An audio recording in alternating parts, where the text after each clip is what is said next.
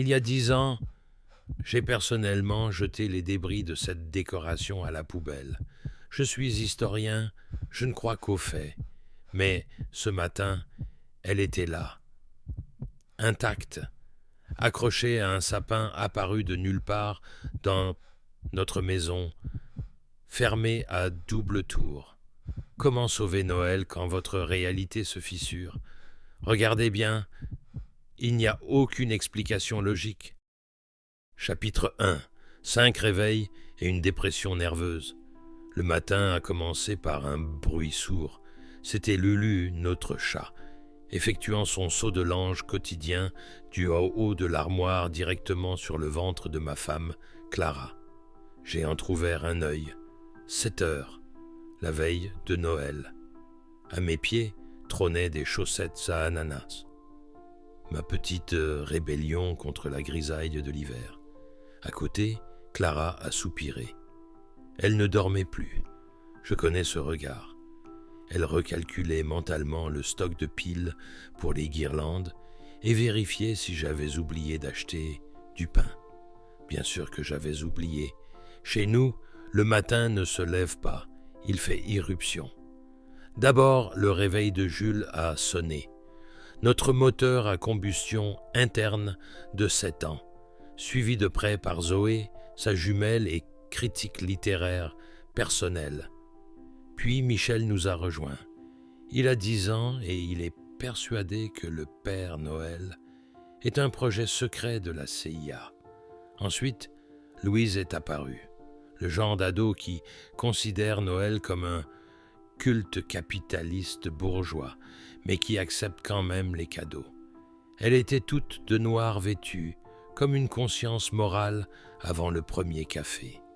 Et enfin, la petite Anna, 4 ans, notre petit ange en pyjama à moutons, avec un visage qui pourrait obtenir la nationalité de n'importe quel pays sur simple photo. « Papa, c'est déjà Noël ?» a-t-elle demandé avec l'enthousiasme d'un révolutionnaire dans une maison de retraite. « Presque, mon soleil. » Aujourd'hui, c'est le jour de la pomme de pain magique, ai-je répondu en enfilant mon pull. Le jour de la pomme de pain. Mon triomphe pédagogique et ma honte personnelle. La tradition a commencé il y a 5 ans, quand j'ai oublié d'acheter le sapin. J'ai dû raconter aux enfants que la pomme de pain était une capsule temporelle qui se transformait en arbre si on la posait au milieu du salon, et qu'on y croyait très fort. Clara et moi avions décoré un sapin artificiel en pleine nuit, pour dire le lendemain qu'il avait poussé. Les enfants étaient ravis, moi sauvé. Et depuis, on joue à ça chaque année. Aujourd'hui, c'est la chasse. Nous allons en forêt. Chercher la plus belle, mais encore faut-il survivre jusqu'à la forêt. Nos préparatifs ressemblaient à l'évacuation d'un cirque en feu. Michel essayait de coller une guirlande au plafond avec de la superglue. Pour l'instant, il n'avait collé que ses doigts. Zoé expliquait à Jules que mettre des moufles aux pieds n'était pas un style, mais un diagnostic. Louise regardait son téléphone comme si c'était un portail vers un monde meilleur. « Il nous faut une photo de famille », a ordonné Clara, essayant de coiffer Anna tout en remuant quelque chose dans une tasse. Elle ressemblait à un général avant la bataille finale, mais en peignoir. « Il n'y a pas de sapin », a grommelé Louise. « Il y en aura un. » Clara m'a lancé un regard qui disait clairement « Si tu as encore perdu tes chaussettes, je demande le divorce. » Je les avais perdues, évidemment. Mais j'avais trouvé une écharpe. Pas la mienne, celle de Louise, mais dans cette maison, la notion de propriété privée est très floue. Anna attendait devant la porte avec son petit sac à dos. « J'ai pris une cuillère, a-t-elle annoncé, pour manger la neige. Logique, ai-je approuvé. Manger avec les doigts, c'est vulgaire. Quand nous avons finalement réussi à nous habiller, transpirer, nous disputer pour des bonnets et retrouver la chaussure de Jules dans le panier à linge, j'ai regardé ma femme. Clara s'est figée près de la porte. Le chaos régnait, les enfants criaient, le chat tentait de s'évader, mais elle restait immobile. Une lueur étrange a traversé son regard. Pas de la fatigue, du calme, comme si elle savait quelque chose que j'ignorais. Elle a expiré, ajusté le bonnet d'Anna et a dit doucement « Bon, on y va ». J'ai ouvert la porte. L'air glacial m'a frappé le visage, promettant que cette journée serait longue et apparemment inoubliable. Chapitre 2. L'expédition polaire et le monsieur de nulle part. La forêt nous a accueillis avec un silence tôt et un froid qui vous glaçait les os. Moi, en tant que chef de famille, je jouais l'enthousiasme de l'explorateur polaire, alors que mon seul rêve était un vin chaud et un plaid en laine. Clara s'enroulait dans son écharpe, regardant les arbres avec suspicion, comme s'ils planifiaient une embuscade. « Le froid nous rend plus forts », ai-je déclaré avec entrain. À la seconde même, mon pied a traversé la glace d'une flaque invisible avec un splotch sonore. Papa a encore trouvé un portail vers l'Atlantide, a noté Zoé dans son carnet, probablement au chapitre « Les échecs paternels ». L'eau glacée s'infiltrait dans ma chaussure, mais je souriais. C'est une tradition. Si je ne finis pas avec les pieds mouillés, Noël ne peut pas avoir lieu. Jules courait en cercle comme un chiot labrador. Michel grattait le sol gelé à la recherche de traces de civilisation extraterrestre, et Louise marchait comme si on l'emmenait à l'échafaud et non cherchait une pomme de pin. « Papa, les pommes de pin habitent vraiment ici ?» Anna tenait ma jambe avec sa petite main gantée. « Bien sûr, ma chérie, elle se cache, c'est tout. Nous avons erré 20 minutes. Jules a trouvé une branche pourrie. Michel, un caillou qui ressemblait au crâne d'un gnome. Moi, je n'ai trouvé qu'une deuxième flaque. Et là, alors que Clara s'apprêtait à sonner l'évacuation générale, l'air a changé. C'est devenu calme, trop calme. Même les oiseaux se sont tus. Entre les pins, comme apparu sur une vieille photographie, un vieil homme a surgi, grand, un manteau gris qui avait connu le siècle dernier, un chapeau poudré de neige. Il ne marchait pas, il était juste là. Je suis historien, je sais à quoi ressemblent les gens du passé. Cet homme avait l'air d'être l'histoire elle-même. « Vous avez perdu quelque chose ?» a-t-il demandé. Anna, sans la moindre hésitation, a fait un pas vers lui. On cherche une pomme de pin magique pour faire pousser un sapin. Il l'a regardé longuement et doucement, ce genre de regard qu'ont ceux qui savent entendre ce qui n'est pas dit. Je me suis tendu. L'instinct paternel hurlait, inconnu dans les bois. Mais Clara a posé sa main sur mon épaule. Elle le sentait aussi. Aucune menace n'émanait de lui, seulement une paix immense. Le vieil homme a souri avec les yeux, s'est baissé et a ramassé une pomme de pin, tout ce qu'il y a de plus banal. « Alors c'est celle-ci qu'il vous faut », a-t-il dit en la tendant à Anna. À l'intérieur dort un arbre. Il est petit, mais très têtu. Anna l'a reçu comme un joyau. « Elle va vraiment pousser ?» a demandé Michel, oubliant ses aliens. « Si on n'attend pas le miracle, mais qu'on le fabrique. »« Absolument, » a répondu l'inconnu. « Pardon, n'ai-je pu m'empêcher de demander, passant d'un pied mouillé à l'autre, à qui avons-nous l'honneur ?» Louise a levé les yeux au ciel, prête à dégainer un sarcasme, mais le vieil homme l'a devancé. « Je suis Monsieur Noël. » Un silence a suivi, si vibrant qu'on pouvait entendre la neige tomber. « C'est un nom de scène ?» a précisé Clara. « Les noms ne sont que des étiquettes, madame. L'important, c'est ce qu'il y a à l'intérieur. Prenez soin de la tradition. C'est en elle que grandit ce qui tient la famille ensemble. » Il a touché le bord de son chapeau et a reculé derrière les arbres. J'ai cligné des yeux, une fraction de seconde. Quand je les ai rouverts, il n'était plus là, pas de traces, pas de bruit, le vide. « Il a disparu », a chuchoté Jules. « Bug dans la matrice », a supposé Michel, peu sûr de lui. Nous étions plantés au milieu de la forêt, sidérés et silencieux. Anna serrait fort la pomme de pin. « Papa, il était vrai, hein ?» a-t-elle demandé doucement.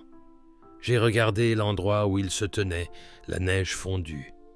Ma famille, qui soudainement avait arrêté de se disputer et de râler. « Je crois que oui, mon ange. » Le retour s'est fait en silence. Personne ne s'est battu pour la place près de la fenêtre. La voiture sentait la laine mouillée et le mystère. Personne ne faisait de bruit. C'était un silence habité. Je regardais la route en pensant « Au diable ma chaussure trempée. Je crois qu'on a trouvé bien plus qu'un simple morceau de bois. » Chapitre 3. La tempête parfaite et une lettre pour le vide. Le matin était louche, trop calme, le café n'a pas débordé, les enfants ne se sont pas battus, j'ai même retrouvé les 2 chaussettes d'une même paire. Chez nous, un tel silence est l'annonciateur de l'apocalypse, et elle a frappé à 14 heures précises. J'ai décidé que l'escalier manquait de grandeur et j'ai entrepris d'accrocher une guirlande. En tant que graphiste, je visualisais la composition. En tant qu'homme avec la grâce naturelle d'un sac de patates, j'avais oublié la gravité. « Ne t'étire pas trop, ça » a commencé Clara. Trop tard. Une seconde plus tard, je pendais la tête en bas, saucissonnée dans les fils électriques comme une mouche de Noël en surpoids. « Je ne sens plus mes jambes », ai-je annoncé d'un chuchotement tragique pendant que les lumières clignotantes m'étouffaient. « C'est parce que tu portes les chaussettes de notre fille, Paul », a soupiré ma femme en démêlant ce nœud gordien. « Tu ressembles à la victime d'un python festif. À 15 heures, Louise a déclaré le boycott de l'emballage des cadeaux, qualifiant cela d'« exploitation du travail des enfants ». Et à 16 heures, le drame national a eu lieu. Le gâteau, le dessert signature de Clara, a décidé d'imiter la tour de Pise et s'est simplement affaissé sur le côté, se transformant en une bouillie sucrée. J'ai vu le visage de ma femme changer, passant de « je gère tout » à « je prends un aller simple pour l'Antarctique ». « Françoise !» a-t-elle hurlé au plafond, invoquant l'esprit de ma mère. « Pourquoi tu me punis ? Apprends-moi à cuisiner au lieu de m'humilier. » Et là, coupure de courant, dans toute la maison. Michel a immédiatement déclaré que c'était une cyberattaque des concurrents du Père Noël, et le chat a profité de la panique pour voler un morceau de fromage sur la table. Nous étions là, dans le noir, sentant la pâte brûler et le triomphe félin, quand on a sonné à la porte. Sur le seuil rayonnait Isabelle, la voisine, veste parfaite, brushing parfait, et une boîte de biscuits qui semblait avoir été cuit par des anges. « Coucou !» a-t-elle gazouillé. « Je passais juste vous souhaiter de la magie. Chez nous, tout est prêt, même les lanternes du balcon sont synchronisées avec la musique. J'ai physiquement senti Clara recevoir une décharge électrique. Le contraste entre cette image glacée et notre chaos brûlé était insupportable. « Merci », a articulé Clara avant de fermer la porte. Elle n'a pas pleuré. Pire, elle s'est tue. Clara est partie dans la cuisine, s'est assise et a sorti une feuille de papier. Je suis resté dans l'embrasure. À la lueur d'une unique bougie, je voyais ses épaules trembler. Elle écrivait vite, nerveusement, essuyant ses larmes avec la manche de son peignoir. Une lettre? À qui? À moi? À Dieu? Au Père Noël? Elle a plié la feuille et l'a cachée dans la boîte de guirlande, comme un secret trop lourd à porter. Je suis entré doucement et je me suis assis par terre, près de sa chaise. Tu veux t'enfuir ? Ai-je demandé. Où ça ? Dans une machine à remonter le temps, jusqu'à hier matin. C'était nul aussi hier. Alors on reste ici. Elle a glissé vers moi sur le sol. Nous étions assis au milieu des cartons, dans l'obscurité. Paul, j'ai encore échoué. Le gâteau est cramé. Il n'y a toujours pas de sapin. Je voulais juste un miracle et j'ai organisé un cirque. Regarde les choses autrement. Je l'ai serré contre moi. Les enfants sont vivants. La maison tient debout. Et un sapin invisible, c'est de l'art conceptuel. Tu sais ce qui est le plus bizarre ? Qu'on soit toujours mariés ? Non, ça c'est de logique. Tu es la seule personne capable de me supporter. Ouais, et toi le seul qui n'a pas pris peur devant 5 enfants. Je ne savais pas combien ils seraient. Personne ne sait, ils apparaissent, c'est tout. Comme des champignons, mais bruyants. On a ri. Un rire fatigué, doux mais vrai. Nous avons commencé à décorer notre sapin imaginaire, enfin le trépied scotché, comme des soldats ayant perdu le plan, mais pas l'espoir. Je voulais juste dire, ai-je continué, chaque année tu penses que tu ne gères pas, parce que je ne gère pas. Mais chaque année ça marche, regarde-les, ils sont heureux, ils sont à la maison, ils y croient. Elle a souri faiblement, le nez dans mon épaule. Tes chaussettes avec les hérissons, elles sont horribles. Je sais, c'est mon talent. Nous étions assis par terre, entre les boîtes, les lumières et l'odeur des clémentines. Le monde était imparfait, le gâteau foutu, la moitié des cadeaux non emballés, le sapin tordu, mais à l'intérieur c'était calme, comme si Noël avait déjà commencé, pas par la magie, mais par l'acceptation, par le fait que même un échec peut être beau s'il est partagé avec ceux qu'on aime. Dans l'escalier, quelqu'un a couiné. Maman, Anna, avec la pomme de pain dans les mains. Elle dit « Bravo !» a-t-elle chuchoté avant de disparaître dans l'ombre. J'ai regardé Clara. « Tu as entendu ?»« Non, mais je la crois. » Chapitre 4. Le sapin qui n'existait pas et l'oiseau de verre. Le matin a commencé par le son le plus effrayant qu'un parent de 5 enfants puisse entendre. Le silence. J'ai ouvert les yeux à 7h30. D'habitude, à cette heure-là, notre maison ressemble à la prise de la Bastille. Et là, pas un cri, pas un fracas, pas le bruit d'un chat qui s'écrase au sol. Ils se sont enfuis, ai-je chuchoté en fixant le plafond. Ils sont partis au Mexique pour monter un cirque. Clara dormait en souriant. Elle rêvait probablement qu'elle n'était pas mariée avec moi. Soudain, la porte s'est ouverte à la volée. Anna, les yeux comme des soucoupes. « Papa, maman, il a poussé. »« Qui ?» ai-je croassé. « Le sapin. » Nous sommes descendus au salon avec la composition habituelle de nos catastrophes familiales. Moi, Clara et la panique. Nous nous sommes figés sur le seuil. Hier, il y avait là notre construction tordue, scotchée, que nous appelions fièrement un arbre. Aujourd'hui, il y avait lui, le vrai, vivant, un immense épicéa dont la cime frôlait le plafond. Il sentait les aiguilles de pin, le givre et quelque chose d'insaisissable. Le bonheur, je crois. Il brillait de 1000 feux, orné de boules parfaites et de rubans de velours. « Tu t'es levé cette nuit ?» a murmuré Clara, me serrant la main à m'embroyer les phalanges. « Clara, je dors comme une souche. Je ne t'ai même pas entendu tirer la couette. » Et là, elle s'est avancée, lentement, comme dans un rêve. Sa main s'est tendue vers une branche basse. Là pendait un petit oiseau en verre aux ailes dorées. « C'est impossible !» la voix de ma femme a tremblé. « Quoi donc ?» « C'est l'oiseau de mon grand-père. Regarde, les raflures sur l'aile. Je l'ai cassé il y a 10 ans. Tu as jeté les morceaux toi-même. Il ne peut pas être là. » Nous sommes restés silencieux. Je suis historien. Je crois aux faits, aux dates et à l'archéologie. Mais là, tout de suite, en regardant cet oiseau revenu du néant, j'ai compris. Il y a des choses qui ne rentrent pas dans les manuels. Anna s'est approchée et a posé la fameuse pomme de pin sous le sapin.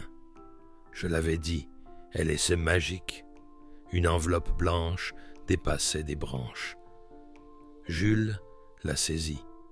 C'est pour nous, à l'intérieur, une carte. Celui qui n'attend pas le miracle le fabrique lui-même, et celui qui le fabrique finit par le recevoir en retour. Joyeux Noël, Monsieur Noël. Je me suis assis sur le tapis. Le chat a immédiatement grimpé sur ma tête, confirmant son statut de maître des lieux. Les enfants hurlaient en déballant les cadeaux, mais Clara et moi, on se regardait juste. Dans ses yeux, la glace accumulée depuis des semaines fondait enfin. Il n'y avait plus de maman épuisée, ni de papa dépassé. Juste nous, et un miracle qui sentait la résine. Vers le soir, on a frappé à la porte. C'était Isabelle, la voisine parfaite. Sauf que là, pas de Chanel. Elle portait une vieille doudoune, pas de maquillage, le nez rouge et les yeux gonflés. « Clara, Paul, je peux entrer ?» Sa voix se brisait. Mon canard est cramé. Les enfants se sont entretués. Mon mari est parti regarder le foot dans le garage. Je voulais juste un peu de silence. Vous en avez ? Clara a ouvert la porte en grand sans un mot. Isabelle est entrée, a vu notre sapin et s'est figée. Mon Dieu, on dirait un conte de fées. Et chez nous, c'est juste un décor de cinéma hors de prix. Elle s'est assise sur le canapé et a pleuré. Doucement, pour de vrai. Clara s'est assise près d'elle et l'a prise dans ses bras. « Tu sais, Isabelle, a-t-elle dit, le Noël parfait, ça n'existe pas. Il n'y a que des Noëls vivants. » Nous étions assis dans le salon, nous, nos enfants, la voisine et le chat. Le sapin clignotait, se reflétant dans la fenêtre sombre. Je les regardais et je pensais, le miracle, ce n'est pas seulement quand un arbre pousse. Le miracle, c'est quand les gens arrêtent de faire semblant et redeviennent simplement des humains. Chapitre 5. Gaufres, vérité et lumière à la fenêtre. Noël a une odeur, celle du sucre brûlé et des gaufres. C'est une loi de la physique. Même si vous n'avez pas de gaufrier, cette odeur finira par apparaître, surgie de nulle part, comme notre sapin. Dans la cuisine régnait ce genre de chaos douillet qu'on voit d'habitude dans les pubs pour yaourt, sauf que chez nous c'était vrai. Jules, tablier jusqu'aux pieds, dirigeait les opérations. Zoé notait la consommation d'huile dans un carnet, et Anna buvait le sirop d'érable directement au goulot. J'épluchais une clémentine en les regardant. Ma femme avait de la farine dans les cheveux. Louise avait posé son téléphone pour la première fois de l'année et regardait simplement les lumières. « Et si on lisait les lettres ?» a soudain lancé Michel. « Quelles lettres ?» Je me suis étranglé avec un quartier de clémentine.